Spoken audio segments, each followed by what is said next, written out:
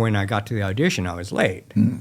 Right. And according to Sharon, my whole attitude after that helped me get the gig. Because she said, "You're late. We just about walked out." And I said, "Well, I'm here now. Do you want me to play or not?" Right? Which I didn't know that much about Sharon. I might not have put it that way. But, and she went, "Yeah, okay, go ahead and play." So I went up there and played. And I kind of messed the songs up because Crazy Train and I Don't Know. You could swap parts in those two songs. Yep, good you point. know, you could put this part here and there.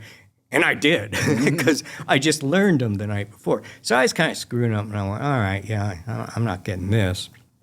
And then Sharon asked, can you do a solo? And I went, you mean like Eruption or something like that? And she went, yeah, could you do that? I said, yeah, if I worked one out. I don't have anything prepared, and I'm not going to do it because I already the songs up, right?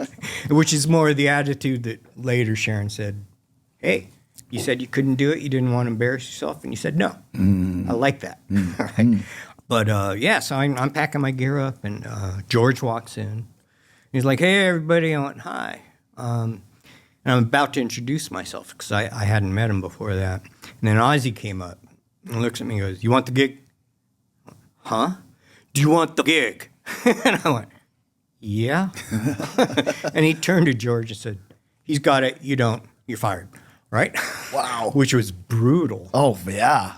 Awkward. So, yeah. And then he walks away. And I'm looking at George. My hand is still kind of out because I was going to. I said, I'm Jake. And he didn't shake my hand. He just looked, you know. I'm sure. Yeah. But anyway, yeah, that's how I got the gig. How did you approach Randy's solos? Because obviously you mentioned you knew how good he was, how creative he was. Did you play them note for note? Pretty close. Yeah. Pretty close. I'd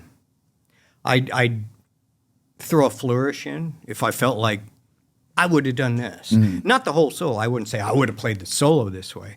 I used his as a guide and played it, I'd say 85% the way he played it. But then if I felt like, ooh, I want to throw this in, then I would throw it in. But I remained as faithful as I could, I think, to his solos. As you should, yeah. Because, you know, Randy Rhoads. Doesn't get any better, yeah.